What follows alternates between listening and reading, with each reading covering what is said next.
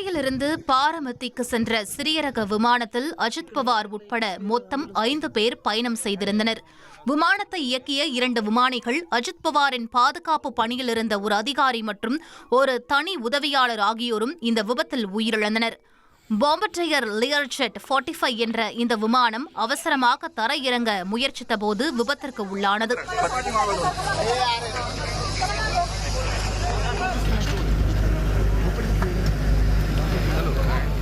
பாரமதி மாவட்டத்தில் நடைபெறவிருந்த ஊராட்சி தேர்தலை முன்னிட்டு 4 பொதுக்கூட்டங்களில் உரையாற்ற அஜித் பவார் பாரமதிக்கு பயணம் செய்து கொண்டிருந்தார். அந்த சமயத்தில் விமானம் விபத்திற்கு உள்ளாகியுள்ளது.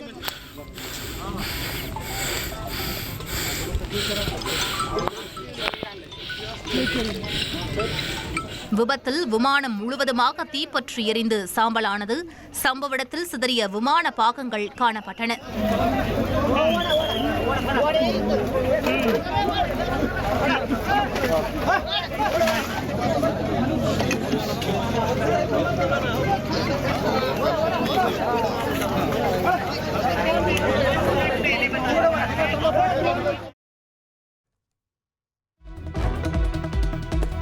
விமான விபத்தில் உயிரிழந்த அஜித் பவாரின் உடல் பாராமதியில் உள்ள வித்யா பிரதிச்சான் மைதானத்தில் பொதுமக்கள் அஞ்சலிக்காக வைக்கப்படுகிறது. அஜித் பவாரின் ஆதரவாளர்கள் ஏராளமானோர் அங்கு குவிந்து வருகின்றனர். அஜித் பவார் விமான விபத்தில் உயிரிழந்த நிலையில் அவரது குடும்பத்தினர் கதறி எழுந்தனர். அஜித் பவாரின் மனைவி சுனித்ரா பவார், சுப்ரியா சுலே உள்ளிட்டோர் துக்கம் தாழாமல் கண்ணீர் சிந்தினர்.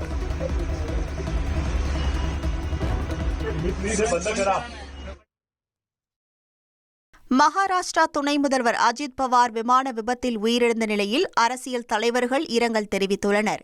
குடியரசுத் தலைவர் திரௌபதி முர்மு அஜித் பவாரின் மறைவு ஈடு செய்ய முடியாத இழப்பு என்றும், குறிப்பாக கூட்டுறவுத்துறையில் மகாராஷ்டிரா வளர்ச்சிக்கான அவரது பங்களிப்பு நினைவு கூறப்படும் எனவும் இரங்கல் தெரிவித்துள்ளார். அதேபோல் பிரதமர் மோடி அஜித் பவார் மக்களுடன் வலுவான தொடர்பு கொண்ட தலைவர், மகாராஷ்டிரா மக்களுக்கு சேவை செய்வதில் முன்னணியில் இருந்த உழைப்பாளி என புகழாரம் சூட்டியுள்ளார். அஜித் பவார் உயிரிழந்த செய்தி மிகுந்த மனவேதனை அளிப்பதாக மக்களவை எதிர்க்கட்சித் தலைவர் ராகுல் காந்தி இரங்கல் தெரிவித்துள்ளார். அஜித் பவார் உயிரிழந்தது குறித்து விமான விபத்து விசாரணை பணியகம் விசாரணை நடத்த உள்ளதாக தெரிவிக்கப்பட்டுள்ளது. விபத்து நிகழ்ந்த பாராமதி பகுதிக்கு நேரில் சென்று அதிகாரிகள் விசாரணை நடத்த உள்ளனர். அஜித் பவாரின் அகால மரணத்தை தொடர்ந்து 3 நாட்கள் துக்கம் அனுசரிக்கப்படும் என்று அம்மாநில அரசு அறிவித்துள்ளது. அஜித் பவார் மறைவு மாநிலத்திற்கே பேர் இழப்பு, ஒரு நல்ல நண்பரை இழந்துவிட்டேன் என்று முதலமைச்சர் தேவேந்திர ஃபட்னவிஸ் கவலை தெரிவித்துள்ளார்.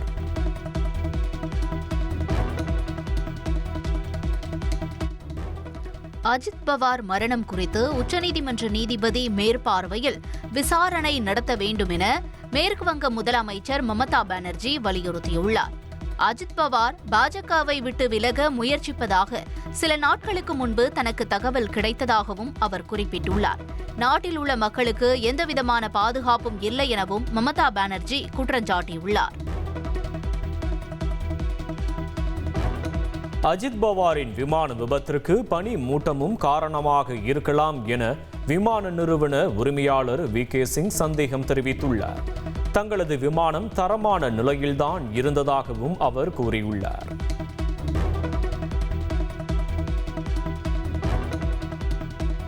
சென்னையில் ஆபரண தங்கத்தின் விலை ஒரே நாளில் சவரனுக்கு 5,200 ரூபாய் அதிகரித்து புதிய உச்சத்தை எட்டியுள்ளது. 1 கிராம் தங்கம் 15,610 ரூபாய்க்கும், 1 சவரன் 1,24,880 ரூபாய்க்கும் விற்பனை செய்யப்படுகிறது. வெள்ளி விலை 28 நாட்களில் கிலோவிற்கு 1,44,000 ரூபாய் உயர்ந்துள்ளது.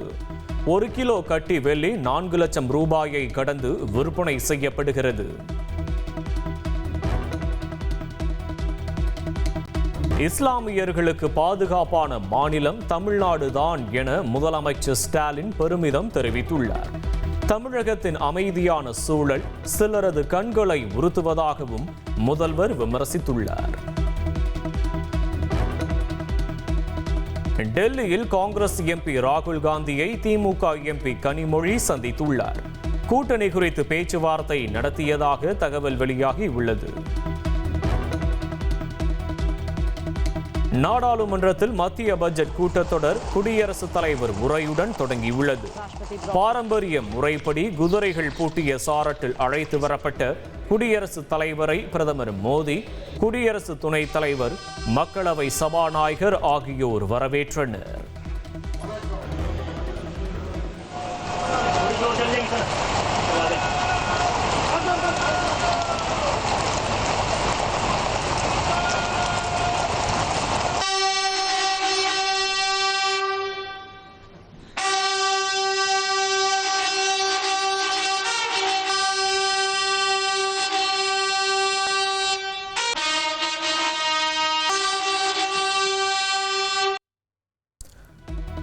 நாடாளுமன்றத்தில் குடியரசுத் தலைவர் உரை தொடங்கியதுமே விபிஜி ராம்ஜி திட்டத்தை திரும்ப பெற கோரி எதிர்க்கட்சி உறுப்பினர்கள் முழக்கமிட்டனர். கடும் அமளிக்கு மத்தியில் குடியரசுத் தலைவர் தமது உரையை வாசித்தார். संसद के इस समावेश सत्र को संबोधित करते हुए मुझे अत्यंत खुशी हो रही है। बीता वर्ष भारत के तेज विकास और विरासत के उत्सव के रूप में स्मरणीय रहा है। ये कालखंड अपने साथ अनेक प्रेरणाएं लेकर आया है। इस समय वंदे मातरम के 150 वर्ष होने पर पूरे देश में समारोह आयोजित हो रहा है। सभी देशवासी इस महान प्रेरणा के लिए கடந்த 10 ஆண்டுகளில் மத்திய அரசு பல்வேறு துறைகளில் முத்திரை பதித்துள்ளதாக குடியரசுத் தலைவர் திரௌபதி முர்மு தெரிவித்துள்ளார். 25 கோடி மக்கள் வறுமையிலிருந்து விடுவிக்கப்பட்டுள்ளதாகவும் வளர்ச்சியடைந்த பாரதம் என்ற இலக்கை நோக்கி அரசு பயணிப்பதாகவும் குடியரசுத் தலைவர் உரையில் தெரிவிக்கப்பட்டுள்ளது. நாடு முழுவதும் அடுத்த சில ஆண்டுகளில் ஏழை மக்களுக்கு 4 கோடி கான்கிரீட் வீடுகள் கட்டி கொடுக்கப்பட உள்ளது. ஜல் ஜீவன் திட்டம் மூலம் 12 கோடியே 50 லட்சம் குடும்பங்களுக்கு குடிநீர் குழாய் இணைப்பு வழங்கப்பட்டுள்ளதாக குடியரசுத் தலைவர் உரையில் தெரிவிக்கப்பட்டுள்ளது. சென்னை அடையாறில் சாலையோரமாக சாக்கு மூட்டையிலிருந்து பீகார் இளைஞரின் சடலம் மீட்கப்பட்ட நிலையில் மத்திய கைலாஷ் அருகே 2 வயது குழந்தையின் உடல் மீட்கப்பட்டுள்ளது. பீகார் இளைஞரின் மனைவியை பாலியல் வன்கொடுமை செய்து கொலை செய்ததாக கூறப்படும் நிலையில் அவரது உடலை போலீசார் தேடி வருகின்றனர். சென்னை அடையாறில் பீகாரைச் சேர்ந்த குடும்பத்தினர் கொலை செய்யப்பட்ட சம்பவத்தில் இதுவரை 5 பேர் கைது செய்யப்பட்டுள்ளனர். கைது செய்யப்பட்ட அனைவரும் வட மாநிலத்தைச் சேர்ந்தவர்கள் என போலீசார் தெரிவித்துள்ளனர். சென்னையில் பீகாரைச் சேர்ந்த குடும்பம் கொலை செய்யப்பட்டுள்ள சம்பவம் அதிர்ச்சி அளிப்பதாக எதிர்க்கட்சித் தலைவர் எடப்பாடி பழனிசாமி தெரிவித்துள்ளார். கொடுஞ்செயலில் ஈடுபட்டவர்கள் கடும் தண்டனைக்கு உள்ளாக்கப்பட வேண்டும் எனவும் திமுக எம்பி கனிமொழி வலியுறுத்தியுள்ளார்.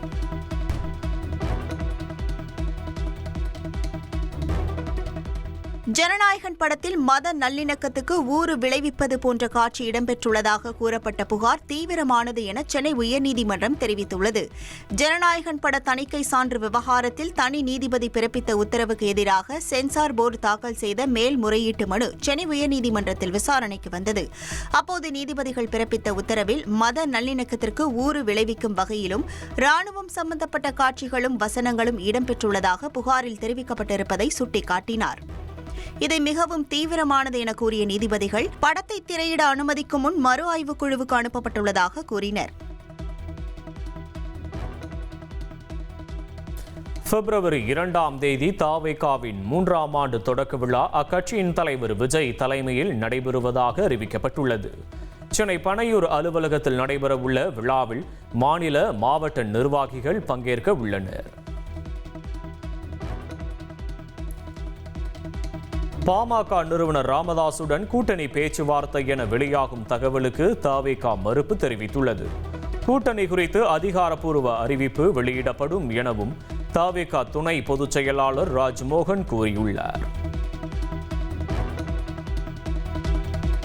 தவேகா இறுதி வேட்பாளர் பட்டியல் அடுத்த ஒரு வாரத்தில் தயாராகும் என தகவல் வெளியாகி உள்ளது. கூட்டணி எதுவும் அமையவில்லை என்றால் 234 தொகுதிகளிலும் தனித்து களமிறங்க தாவேகா முடிவு செய்துள்ளதாகவும் கூறப்படுகிறது.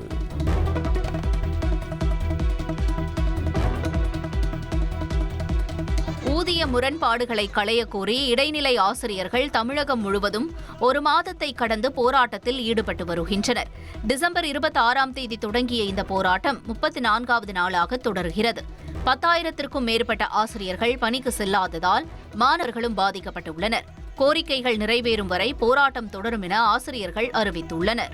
அரசாங்கம் லீவுக்குள்ளேயே எங்களுக்கு நல்ல சுமூகமான முடிவை தருவாங்க அப்படிங்கிற நம்பிக்கையோட தான் நாங்கள் இருந்தோம், லீவ்லேயே முடிச்சிடுவாங்க அப்படின்னு. ஆனால் இந்த டைம் அரசாங்கம் ரொம்ப மௌனமாக இருந்தாங்க. அதனால நாங்கள் எங்களுடைய வேலை நாட்கள்லையும் எங்களுடைய போராட்டத்தை இன்னையோட 34வது நாள் ஆகுதுங்க.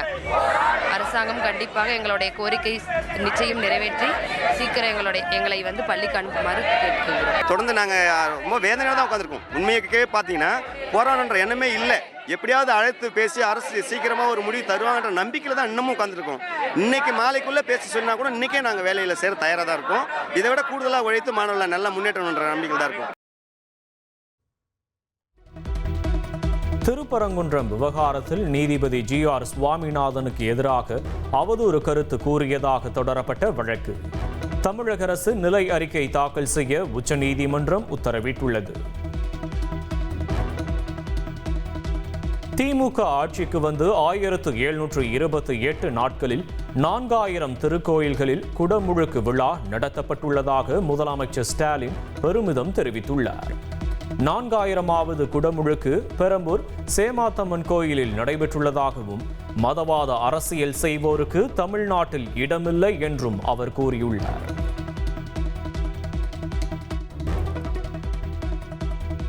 சட்டப்பேரவை தேர்தலையொட்டி அதிமுகவினர் தீவிர பிரச்சாரத்தை முன்னெடுக்க வேண்டும் என அக்கட்சியின் பொதுச் செயலாளர் எடப்பாடி பழனிசாமி அறிவுறுத்தினார். திமுக ஆட்சியில் மின்கட்டணம், சொத்து வரி, விலைவாசி உயர்வு ஆகியவற்றால் மக்கள் படும் இன்னல்களை வீடுதோறும் கொண்டு சேர்க்கும் பொருட்டு அதிமுகவின் 82 மாவட்ட நிர்வாகிகளும் வீடுதோறும் சென்று பிரச்சாரம் செய்ய வேண்டும் என அவர் கூறியுள்ளார்.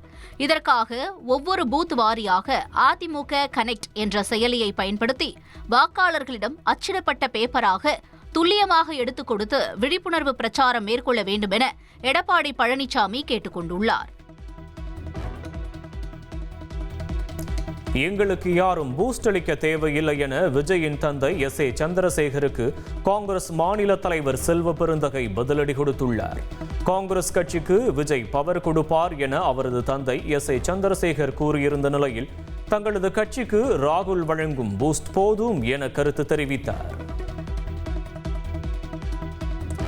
தமிழகத்தின் ஓவைசியாக பாஜகவால் களம் இறக்கப்பட்டவர் விஜய் என சட்டப்பேரவை தலைவர் அப்பாவு குற்றம் சாட்டியுள்ளார். கிறிஸ்தவர்களின் வாக்குகள் திமுகவுக்கு சென்றுவிடக்கூடாது என்பதற்காக விஜயை பாஜக களமிறக்கியிருப்பதாக அவர் விமர்சித்துள்ளார். கறிக்கோழி விலை உயர்வு தங்களது போராட்டத்தால் ஏற்பட்டது அல்ல என கறிக்கோழி உற்பத்தியாளர்கள் தெரிவித்துள்ளனர். விலை உயர்வு தற்காலிகமானது எனவும் விரைவில் நிலைமை சீராகும் எனவும் கூறியுள்ளனர். தைப்பூசம் வார இறுதி நாட்களை ஒட்டி வரும் 30ஆம் தேதியிலிருந்து 1ஆம் தேதி வரை தமிழகத்தில் சிறப்பு பேருந்துகள் இயக்கப்பட உள்ளன. தினசரி இயக்கப்படும் பேருந்துகளுடன் கூடுதல் பேருந்துகள் இயக்கப்படும் என தெரிவிக்கப்பட்டுள்ளது. தமிழகத்தில் ஆசிரியர் தகுதி தேர்வில் தேர்ச்சி மதிப்பெண் குறைக்கப்பட்டுள்ளது. தேர்ச்சி மதிப்பெண்களை 5% குறைத்து தமிழக அரசு அரசாணை வெளியிட்டுள்ளது. சென்னை காசிமேட்டில் பிறந்து 5 மாதமான ஆண் பச்சிலம் குழந்தையை 3 லட்சம் ரூபாய்க்கு விற்பனை செய்த தம்பதியை போலீசார் கைது செய்துள்ளனர். சென்னை காசிமேட்டில் குழந்தைகளை விற்பனை செய்யும் இடைத்தரகர்கள் நடமாட்டம் இருப்பதாக வந்த புகாரின் அடிப்படையில் போலீசார் புலனாய்வு விசாரணையை துரிதப்படுத்தினர். அப்போது காசிமேட்டைச் சேர்ந்த திலகவதி சகாயராஜ் தம்பதியினர் தங்களுக்கு பிறந்த ஆண் குழந்தையை 3 லட்சம் ரூபாய்க்கு விற்பனை செய்ததை போலீசார் கண்டுபிடித்தனர். ஓசூர் அருகே 25 ஆண்டுகளாக குழந்தை இல்லாத தம்பதிக்கு விற்பனை செய்ததும் தெரியவந்தது. ஓசூர் தம்பதியிடமிருந்து குழந்தையை மீட்ட போலீசார் காசிமேட்டில் உள்ள பெண் இடைத்தரகர்கள் 3 பேரை கைது செய்தனர். குழந்தைகள் விற்பனையாக மூளையாக செயல்பட்டு வந்த ஈரோட்டைச் சேர்ந்த கவிதா என்பவரையும் கைது செய்தனர். பெற்ற குழந்தையை 3 லட்சம் ரூபாய்க்கு விற்பனை செய்த பெற்றோர் உள்ளிட்ட 8 பேரை போலீசார் கைது செய்து சிறையில் அடைத்தனர்.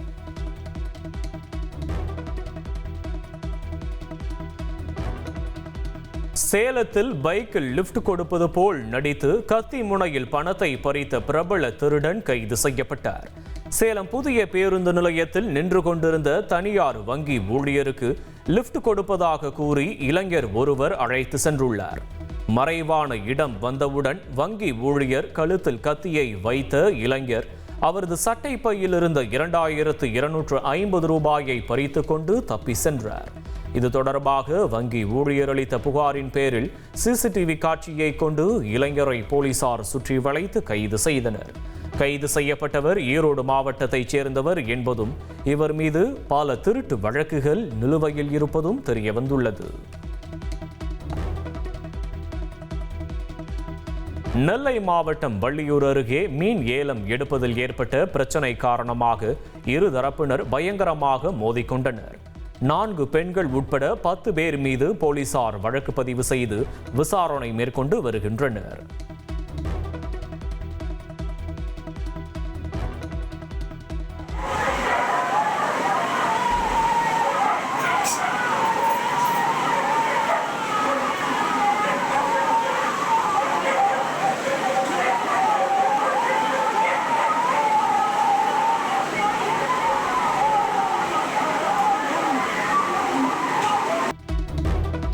கோவை வாளையார் சோதனை சாவடியில் உரிய ஆவணங்கள் இன்றி கொண்டுவரப்பட்ட 6 கிலோ தங்க கட்டிகளை போலீசார் பறிமுதல் செய்தனர்.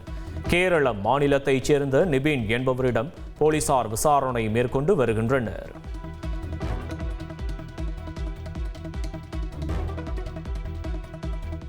விழுப்புரம் மாவட்டம் மேல்மலையனூரில் உள்ள புகழ்பெற்ற அங்காளம்மன் கோவிலில் மாசி பெருவிழாவை முன்னிட்டு தேர் தயாரிக்கும் பணி பூஜையுடன் தொடங்கப்பட்டது.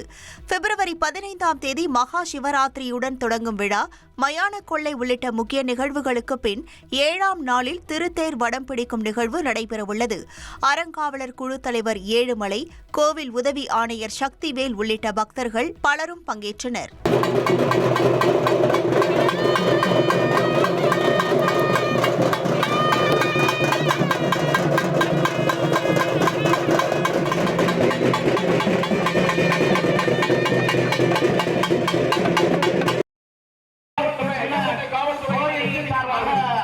தஞ்சாவூர் மாவட்டம் ரெகுநாதபுரம் சன்னாசியப்ப ஐயனார் கோவில் கும்பாபிஷேகம் வெகு விமரிசையாக நடைபெற்றது. மேளதாளங்கள் முழங்க கோபுர கலசத்திற்கு புனித நீர் ஊற்றப்பட்டு மகா தீபாராதனை காண்பிக்கப்பட்டது. இந்த கும்பாபிஷேக விழாவில் 1000த்திற்கும் மேற்பட்ட பக்தர்கள் கலந்து கொண்டு சுவாமி தரிசனம் செய்தனர்.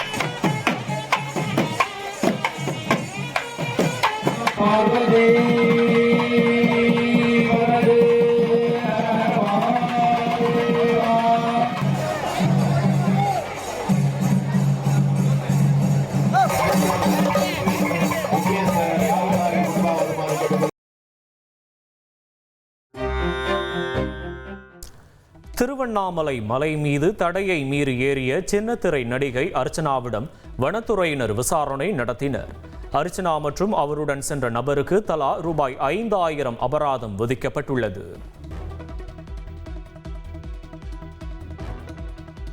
காஞ்சிபுரம் வரதராஜ பெருமாள் கோயிலில் நிலவும் வடகலை தென்கலை பிரச்சனையில் தீர்வு காண உச்சநீதிமன்ற முன்னாள் நீதிபதி நியமிக்கப்பட்டுள்ளார். பிரபந்தம் பாடுவதில் நீடிக்கும் பிரச்சனையில் மத்தியஸ்த தீர்வை எட்ட உச்சநீதிமன்றம் உத்தரவிட்டுள்ளது.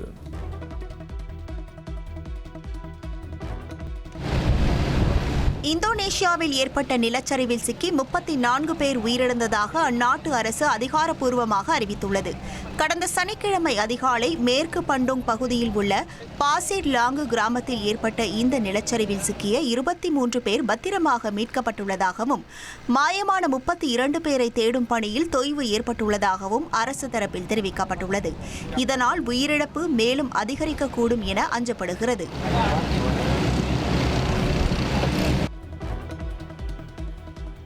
ஆஸ்திரேலியா கடந்த சில ஆண்டுகளாக கோடை காலங்களில் பரவும் புதர் தீயால் கடும் சேதங்களை சந்தித்து வருகிறது. இந்த நிலையில் கடந்த 5 நாட்களாக வரலாறு காணாத வெப்ப அலை வீசி வருவதால் விக்டோரியா மாகாணத்தில் 6 இடங்களில் மிகப்பெரிய அளவில் புதர் தீ ஏற்பட்டுள்ளது. இதனை கட்டுப்படுத்த முடியாமல் தீயணைப்பு வீரர்கள் போராடி வருகின்றனர்.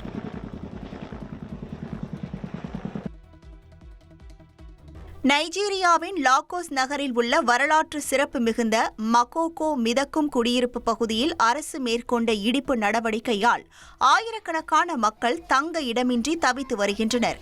ஒரு காலத்தில் ஆப்பிரிக்காவின் மிகப்பெரிய மிதக்கும் குடியிருப்புகளில் ஒன்றாக விளங்கிய மக்கோகோவில் நீர்வழி பாதைகளும் மீன்பிடி தொழிலுமே இருந்தது. இந்த நிலையில் சுற்றுச்சூழல் பாதுகாப்பு மற்றும் நகர்ப்புற மேம்பாட்டு உள்ளிட்ட காரணங்களை சுட்டிக்காட்டி அரசு இந்த இடிப்பு நடவடிக்கைகளை மேற்கொண்டுள்ளது.